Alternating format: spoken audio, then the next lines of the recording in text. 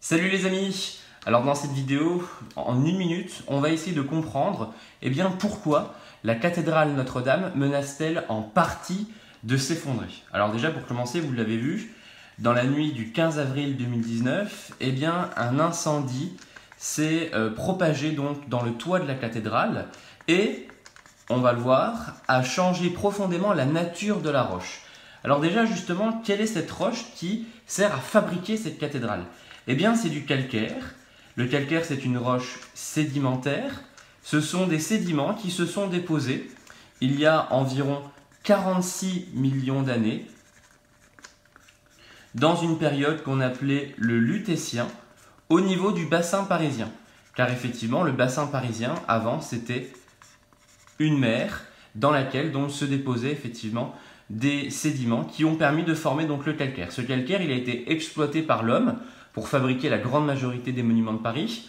Et ce calcaire, il a des propriétés thermiques, tout simplement parce que, regardez, si on écrit une équation, le calcaire c'est CaCO3, ça c'est la formule chimique du calcaire, sous la chaleur, donc la chaleur c'est bien évidemment l'incendie qui a eu lieu le 15 avril 2019, on va faire une jolie petite flamme. Donc le 15 avril 2019, il y a eu un incendie et ce calcaire, sous l'effet de la chaleur, il a formé ce que l'on appelle du CaO. Le CaO, c'est de la chaux, plus du CO2. Donc lors de l'incendie, du CO2 s'est dégagé en partie des roches calcaires et s'est formé de la chaux. Et c'est là que ça change tout.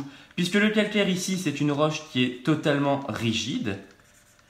Elle a un réseau cristallin qui lui permet donc d'avoir une conformation rigide. Et ici, la chaux, ce n'est plus de la roche rigide, mais c'est de la poudre.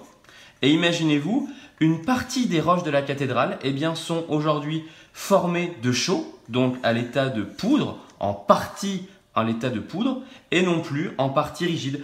C'est pour cela donc, avec cette transformation calcaire-chaux, qu'une partie de la cathédrale, dans ses endroits les plus fragiles, menace de s'effondrer parce que le calcaire a été, sous l'effet de la chaleur, sous l'effet des 800 degrés de l'incendie, transformé en chaux.